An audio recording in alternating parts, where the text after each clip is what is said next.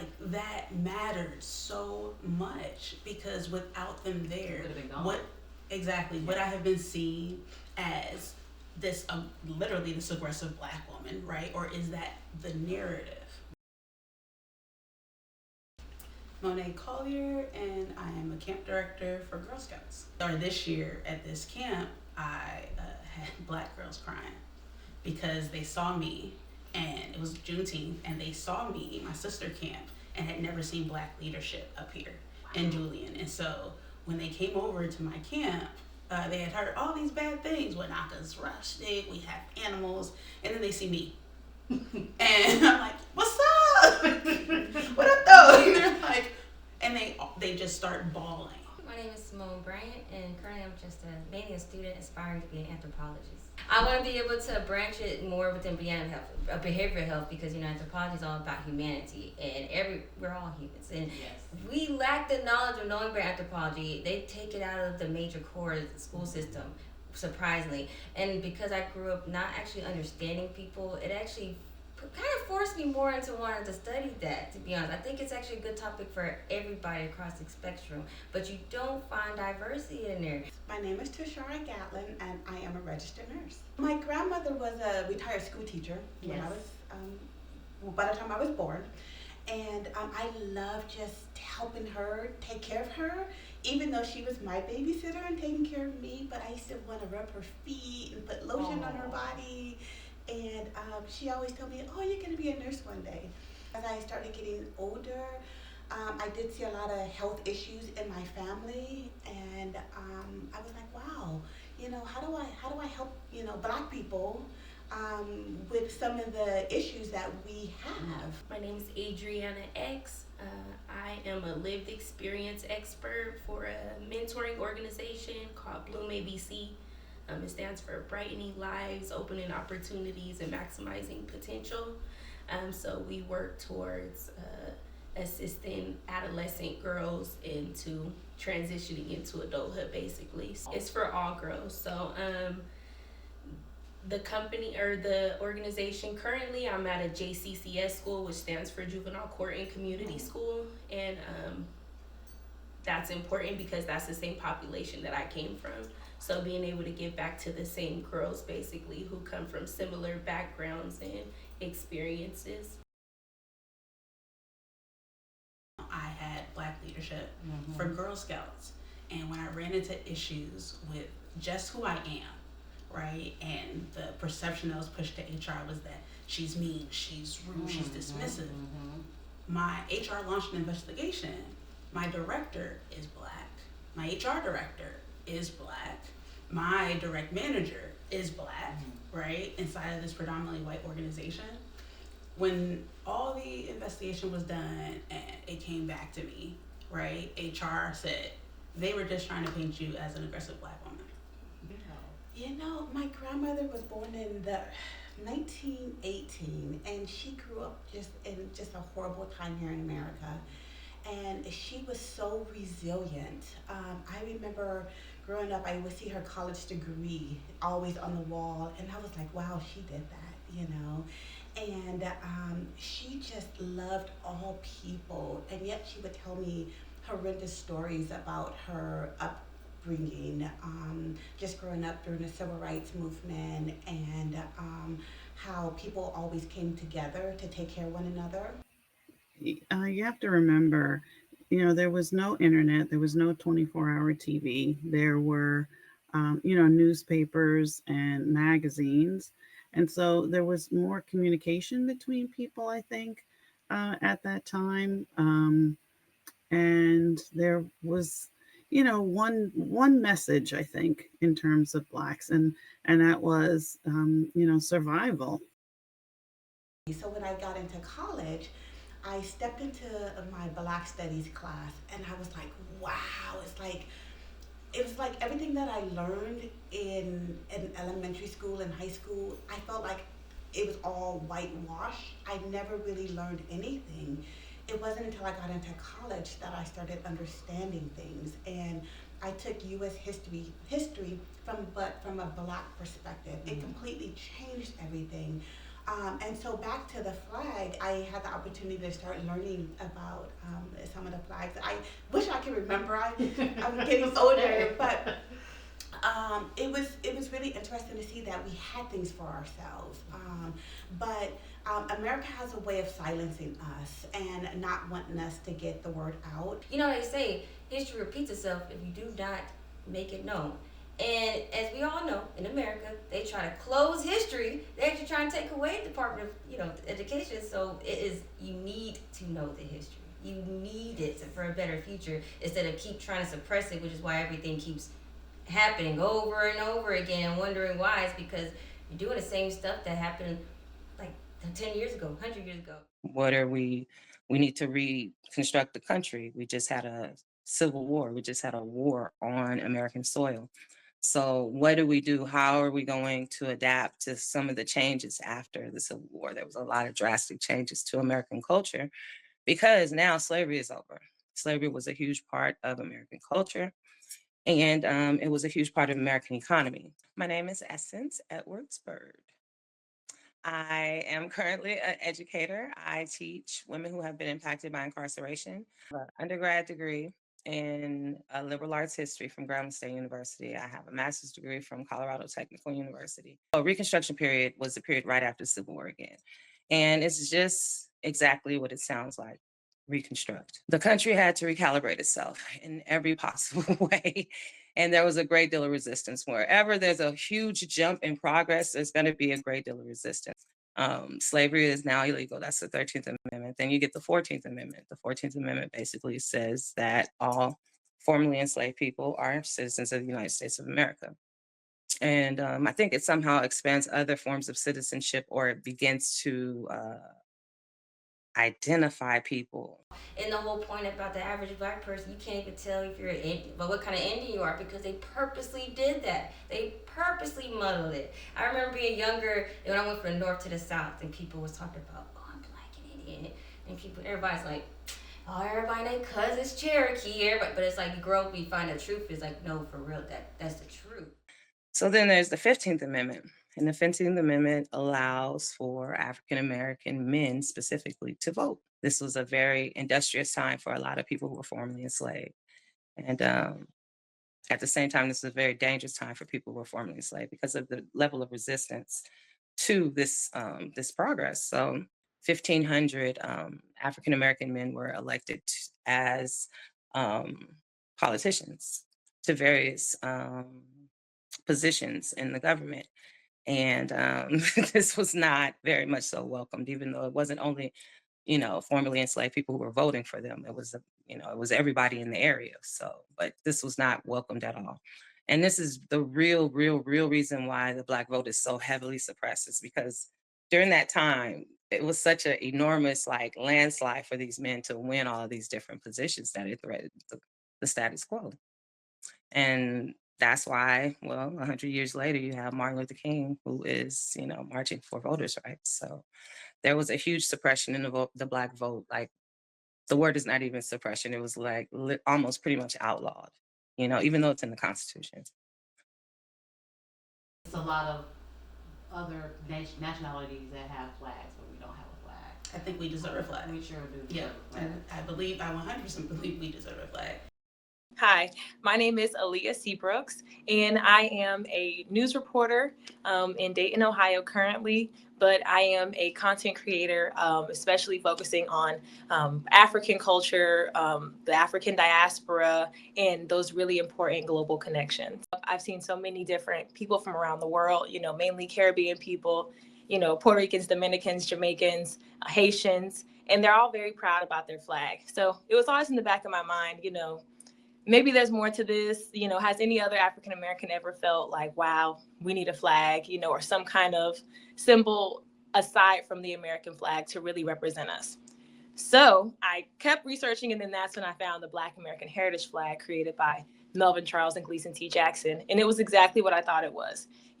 Two African American men who understood the importance of having a flag. And I think Melvin Charles said it himself. He wanted to feel that pride that other nationalities felt when they waved their flags when they were in America, so even if they had come from other countries, when they came to America, they still felt that community and that sense of family and home that comes from a flag. And that's what he created for us.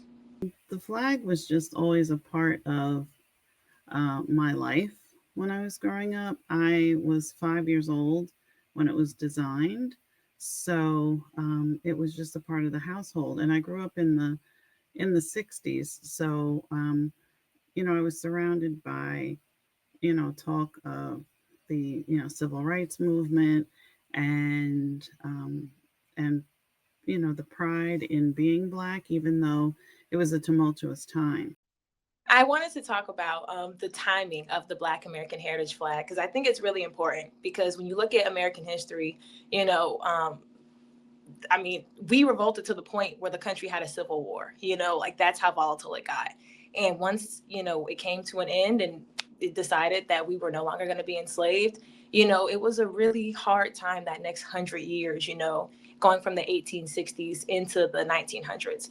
And then we get to 1965, we get that Voting Rights Act that we had fought for so long to be able to vote in this country. And all that's come to a head, 100 years later in 1965. And then 2 years later, we get the Black American, now that I'm seeing, people are calling it the African American Heritage Flag. And I think that timing is so important because it was coming out of an era of pride. I think also the Black Panther Party may have been incorporated on that year, sometimes around, right, and around that year. So it's, the 1960s was such a boom of pride for the African American community. I think the flag was just, oh my God, let me say that again. I think the 1960s was such a beacon of hope and pride for the African American community. I think it is so important to make sure you highlight that's the era that the Black American Heritage Flag came out of. It was created to, instill a sense of pride in who we are, in what we bring to the table, and in how we have, shaped so many good things in this country. And to be proud of being Black. It's nothing to be ashamed of. It is something to hold on to. We have an incredible heritage, and that we should always honor it. This is all very new. I had not heard of that flag. I don't really know much about the flag, but it's exciting. I mean, everybody has a flag. I love traveling. I travel the world. It's one of my passions that I do in life is traveling, and it's really interesting how everybody would show their flag so proudly. And here we are, and we don't really have one, or nothing that's really been universal that has really taken. Collective. And I think when I know more about our history as a people, and specifically like the Willie Lynch syndrome, like I think it was done very intentionally and purposely to strip us of our roots and our connection to who we are, who our God is, like, and the flag and what that represents for us. So again, I think it's beautiful that that someone thought of this and had us all in mind. Empowerment. It was for recognition. As I said, this was a time when, Black people wanted to be acknowledged as contributors to the greater society. And my father felt very strongly about that because, there have been just so many ordinary people, extraordinary people who are Black people who have contributed to what makes America great. See, that's where it gets messed up. When we start having that as a norm in society due to separation, no, we must learn to tolerate each other, but we must learn to respect each other also. Because again, if it had been a situation where we lived in a society at that time towards the turn of the century, again, Plessy versus Ferguson at the late 1800s, which put a complete, it literally was the lamp for how the United States governed itself well into the 1950s and 60s. So this happened in 1896, separate but equal. That was in 1896. And you had colored this and white that all the way well into the 60s. So, if it had been carried out as separate but equal, which is what I'm saying, it would have been a different society, but it wasn't. We were living in a society of people, specific white people in the South specifically who was pissed off behind that damn Civil War, and they were ridiculously racist, and they passed that shit down to their kids, and they became terrorists. And it's a uh, mental and spiritual infection. The 60s. And I feel like when I think about the bringing up the sisterhood into the flag, but when I think about the sisterhood and just how we had to like figure out how we're going to do this, how we're going to, we had to really put our heads together, and the women had to come together and really make some movements. The 60s is where I feel like everything just like popped off. It was right in the 70s where they just started to allow us to actually be more free. And I did notice how they, how they would help Black women and then not help the Black men, and then just have all this separation. And now we have this big deal with the African American women and African American men. Um, I did you see the what's the name of that? The Color Purple, the new one? I did not see the new one. Oh my gosh. Okay, sis, you got to see it. And the reason is because they really talk a little bit more about how the Black woman was still a slave with her husband during that time. And how she was calling him Mr. Did you see the first one? So she was the idea of that. And then she was saying, so in the new one, she was like, Mr. is really another name for master. And so he had Celie all slaved up. And it was like a depiction of this is how it was, and probably why Black women today are so revolutionary. In terms of sisterhood, I would say we have to continue to support each other.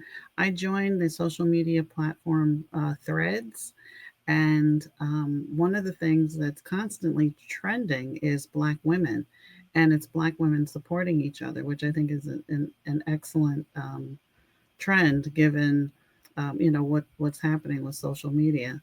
And in terms of the flag, I would say, you know what, my father was a supporter of women, the women's movement, and he was a supporter of me getting an education and moving forward in my life. So I would say that in terms of the flag, just know that the flag was created by someone who um, thought the best of women, and that women deserved to be recognized and honored as well. I'd have to say my grandpa Wallace James Boutte the third. He passed away 2 years ago now. But I don't feel a loss for anything because all that he poured into me in the 28 years that I got, or 27 years that I got to have him. He was just a walking, just unconditional love for me. And that was really important in my experience. In other areas where I felt lack, I was able to experience unconditional love through my relationship with my grandpa. So Yeah, sisterhood is everything for me. Everything since I was a little girl. I was raised by a lady from Texas, and she was a Black woman. She was just amazing. She had a house off of, I think, what's that, Venice and Manchester, over in that area, kind of Inglewoodish. And that was Frida. She was, strong, amazing, independent, owned her own house in a beautiful neighborhood. She was a babysitter, and I'm just her being a comrade of my mother and a friend of my mother and somebody my mother looked up to was really beautiful. And then I was also exposed to one of the most dynamic and amazing groups of Black women in Los Angeles. Um, they were called the Sisterhood. Literally, they were called the Sisterhood.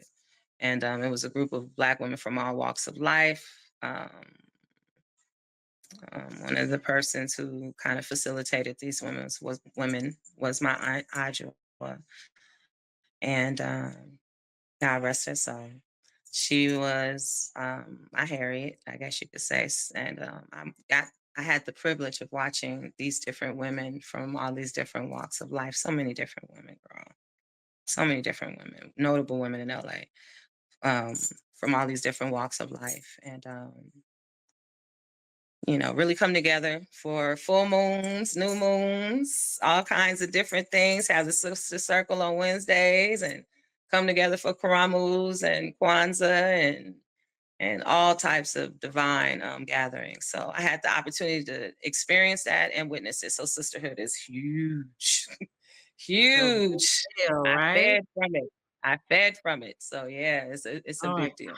Sisterhood to me is the opportunity for us as women, women of color, whether, however we want to identify, but as the original women, basically, to justify our existence, to affirm ourselves and each other in a shared space where we can, who better to know our struggle than us? There's no hood like sisterhood. That's how I feel about it, that nobody's coming to save us. We have to save ourselves. And who better to lead the way than somebody, like I was saying in my experience with my mentor, that was a male figure, but, the impact that seeing another sister who's just like you, came from what you came from, and showing you the way. So just kind of that spiritual aspect of like the elders in the community coming and looking over the young ones, and if we already made these mistakes, you don't have to make those same mistakes. Sisterhood is women that you can come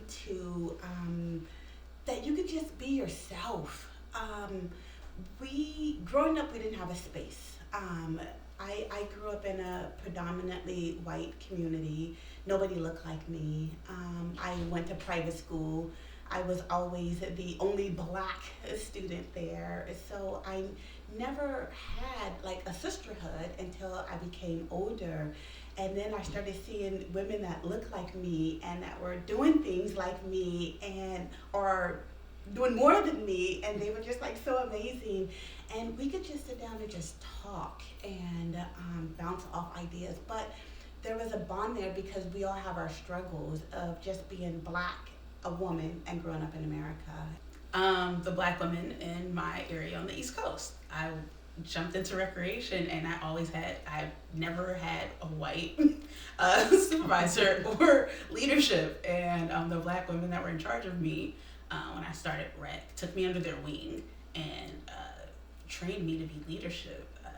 I literally started as a counselor under black men, and as soon as I went to women leadership, I immediately started to scale the ranks, and went from being a counselor to a assistant camp director, and then a camp director. And then once I hit there, I got to branch out across other programs as well.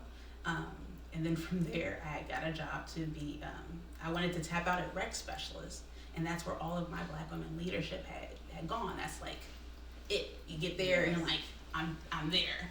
And right. A rec specialist ended up being this position for the Navy called Fund Boss. And I was like, yeah, I'm gonna beat everybody, and I'm gonna leave Maryland and be this amazing recreation specialist on ships. And then I did it, and I left, and I was a Fund Boss deployed for the Navy, and it was an amazing experience. And I went working for the Navy. There wasn't a whole bunch of black women leadership. But the first woman I came in contact with, the first ship I went to, had the first black female supply officer. She was a lieutenant commander. It was amazing. And when I was there, I think that had she not been there, in all of these spaces I've been in, had I not had black women leadership, I don't think I would have made it as far. But as far as, the special care that black women give, I can only give examples. Like I said, it goes back to that love. We are willing to go the extra mile for any and everybody. Like I said, to a fault. I think our love is just unmatched because, whether it's a family thing. Like I remember when I would have dance competitions with my dance team. I went to an all-black private school. That's a whole nother story for a whole nother day. But one of our teachers, was so invested. We had a performance, it was an African-themed performance, obviously. And she stayed up all night. She sat in her sewing chair and she sewed our uniforms all night. I don't know how it got to that point, but I just remember her sitting there the whole night, making sure we had what we needed for the morning, or the mother's love and just, how people are like, how your mom's is like, oh, I'm not going to get that for you. We don't have it. We just and then the day comes and somehow she's managed to get you the thing, you know, she's broken her back silently to make sure you had it. At first I didn't. I'm not gonna lie to you. At first I was kind of confused because when you see on TV again, when you think of sisterhood, I thought it had to be, oh my God, I feel so bad. I'm about to say traveling sister. We know the movie, The Traveling Sisterhood, they made it seem like it's a bunch of white people. So when I was younger, growing up, and I heard sister, I always thought like it portrayed to that, right. Which is why is even more important why Black history, not just Black history, Black everything is get pushed more, and not in a way of like, I'm trying to find a way when people try to make it seem like, oh, you're just trying to take over because you're still mad about the past. It's like, no, because it's suppressed so much. They take so much. So my sisterhood, for the longest, I didn't understand what sisterhood. I feel like I should bring that up because I didn't understand. Like, even when I was first asked about it, I'm like, can I say I had a sisterhood? Until someone explained it to me, it's more than just that. It's like what you're saying, it's a group of women. And so, yes, I can say I do. It's maybe not that many, but I do, and they're very influential. They're very, very influential. And of all the people I've met throughout my life, I can actually say that they're more like a mother-like figure to me, which is interesting to say. They're like my mentors in life. The few that I have, they're strong women. They'll tell me. They're able to tell me when I'm doing something wrong without making me feel negative or making me feel bad about myself. I love them. I love the women in my life. And it kind of binded us in our sisterhood. Now, I have a unique sisterhood. I am in Black Girls with Tesla, and it's an amazing group of Black women that was created a couple of years ago, and we can all just talk, and it's interesting how others would see us when we would drive our cars, and that's kind of what brought us together. But as we share our stories, we all have a different story, but brought us together because we need somebody to talk to so they can understand what we're going through. So that's where my sisterhood lies. It's our everything, literally. Like it's the fact that I want to nurture you, right? And it doesn't matter who you are. I want to nurture you, and that's every Black woman that I've ever come in contact with, right? To some degree, right? Is that I want to nurture you, I want to grow you, and we will do that for everyone, right? Even though it's seen from an aggressive view, right? That's the narrative. That's not who we are. I can say I do. It's maybe not that many, but I do, and they're very influential. They're very, very influential. And of all the people I've met throughout my life, I can actually say that they're more like a mother-like figure to me, which is interesting to say. They're like my mentors in life. The few that I have, they're strong women. They'll tell me, they're able to tell me when I'm doing something wrong without making me feel negative or making me feel bad about myself. I love them women. I love the women in my life. I'm not gonna lie. I love them deeply. I do have a message. Never forget where you come from. No matter what society tells you, we are very resilient people. Nothing that you can dream of is too big. Find somebody that looks like you. Find mentors out there. We are here. I love when other younger women reach out to me. We need each other. Never think that you can do this alone because you will fail. Our ancestors survived so many years because they did it together. We are stronger together than we are apart.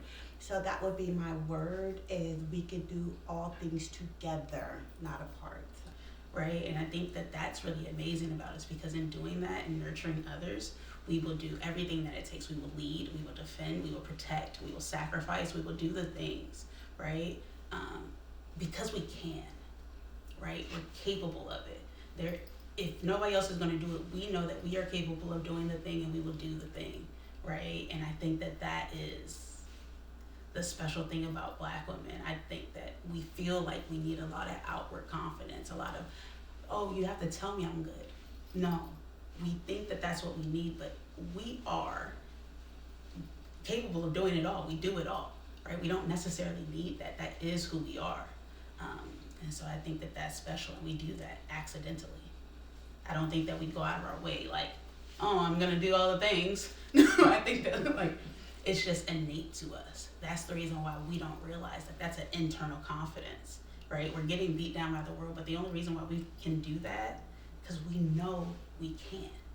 But given my experience with being like a juvenile delinquent or however you want to word it, going to juvenile hall and things like that, there was just certain people throughout that experience and process that really shaped and impacted my life.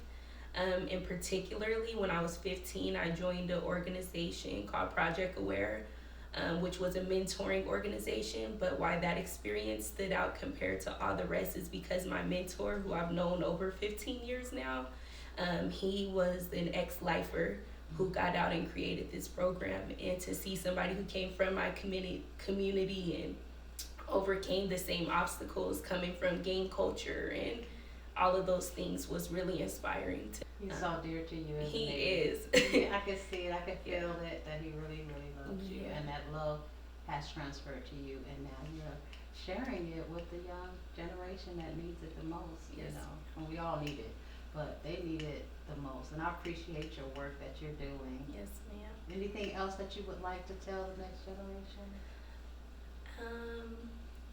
So if I were to say anything, um, it'll be a little bit multifaceted, but essentially something I've learned since coming into the teachings of the nation, accept our own and be ourselves. So what does that mean, and what does that look like, and how do we live that out? Again, with our culture and our identity being stripped from ourselves, the best thing we can do for ourselves is really truly begin to know and love and pour into ourselves. And that's the greatest blessing that we could give to ourselves or the world, is by knowing who we are and living that out, unapologetically, not being afraid to be who you are and show up and take space, basically. Do you have a message? Is there anything in your spirit that you would like to leave us before you leave us today? Um, well, I do want to remind Black women who are very precious and dear to my heart. Just remind Black women that, we are a very serious charge of energy in this world. And don't take that for granted. Hone in on all things that make you um, awesome and special and divine and righteous.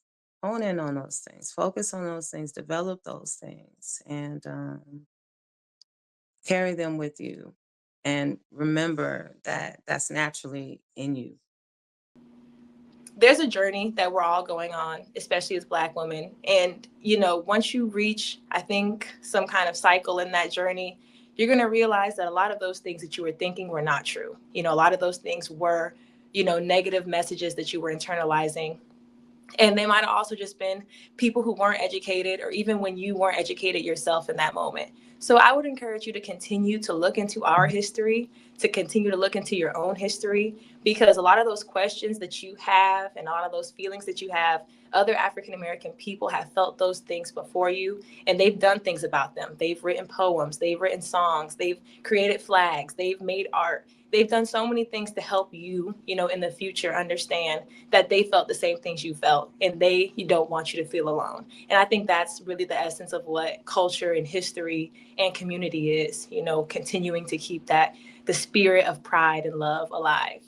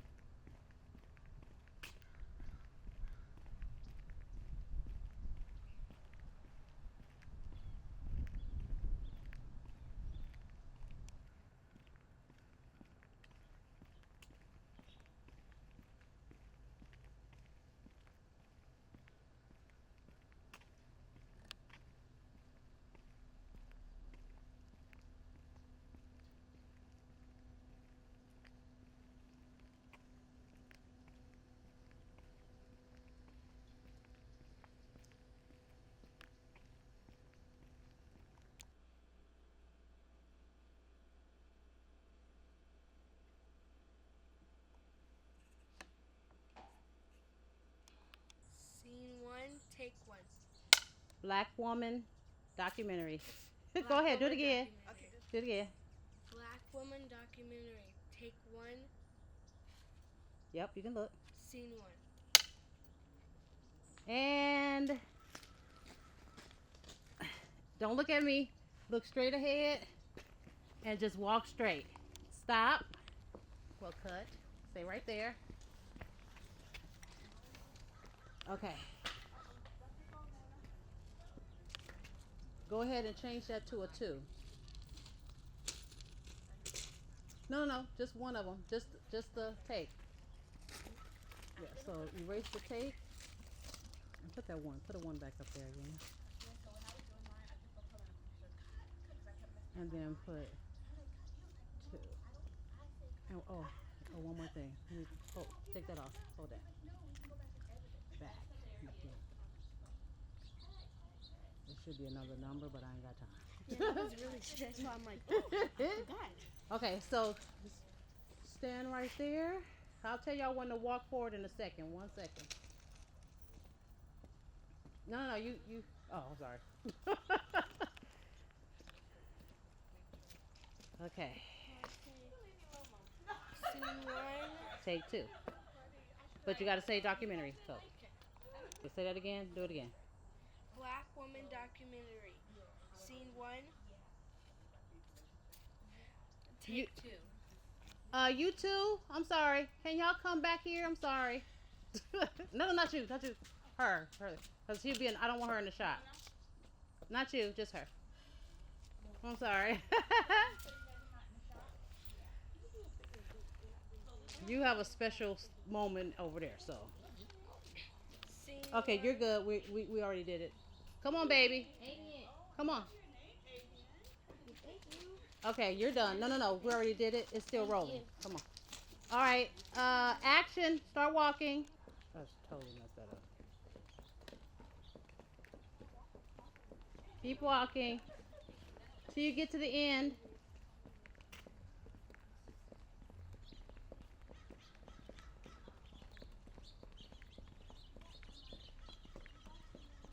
And stop.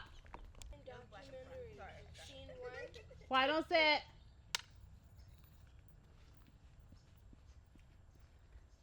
Pressing the button. No, yeah, do it again. I'm sorry. Do it. Just keep it on that one. I'm so used to pressing the button afterwards. No, David, don't do it. Black woman documentary. Scene one. Take 3. And action.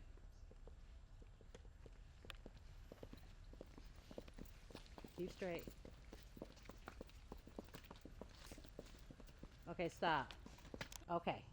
Black woman documentary. Scene one. Take 4. Action.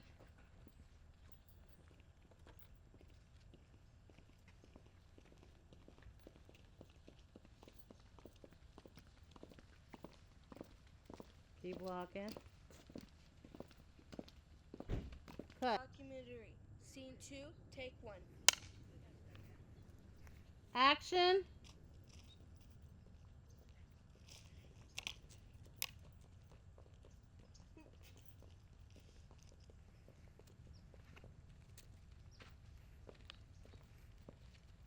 Keep going.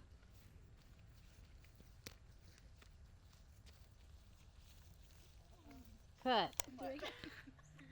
Not yet. Go ahead. Black woman documentary. Scene 2. Take 2. 1 second. No. I gotta say action. Right. Black woman documentary. Scene 2. Take 2. Action.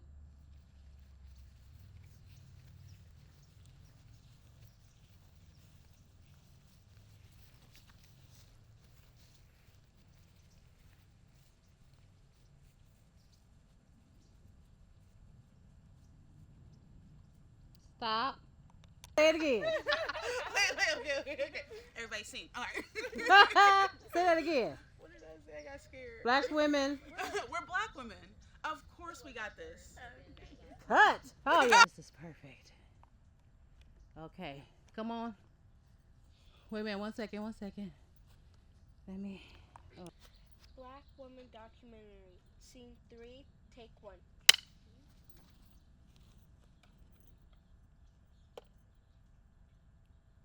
And action. Beautiful. Okay. Scene 3. Well, black woman documentary. Scene 3, take 2. Action.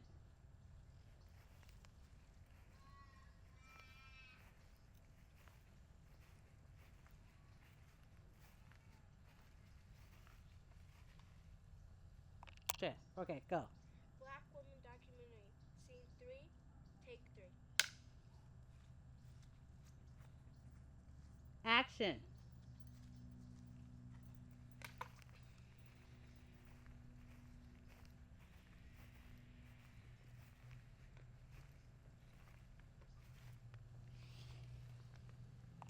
And I want you to look right at the camera, mama, elder. Can I go? Yep, you can go. Black woman documentary. Scene 3, take 4. Action.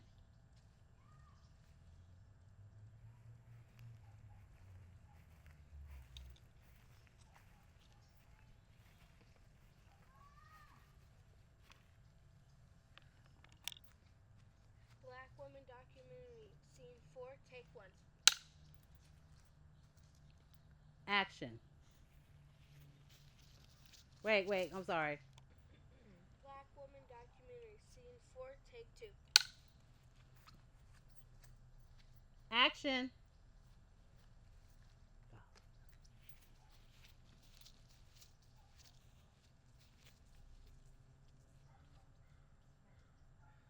Cut. Documentary. Scene 4, take 3. Action.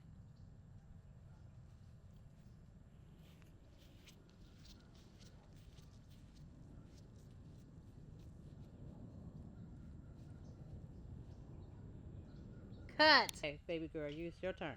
Black woman documentary. Scene 4, take 4. And action.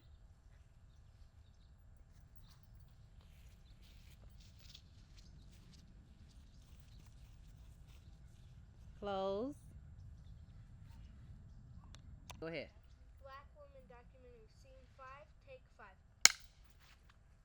And action. Yes.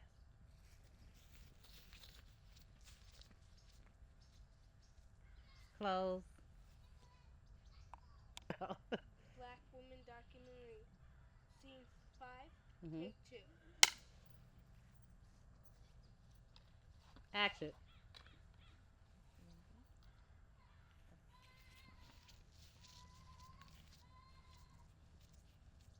And close.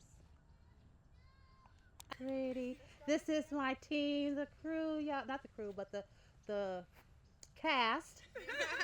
And they are so beautiful. They did a fantastic job. I just love my black sisters. They are excited, and we are excited, and we're grateful for our black sisters. There's of the sun. What's going to be on Amazon?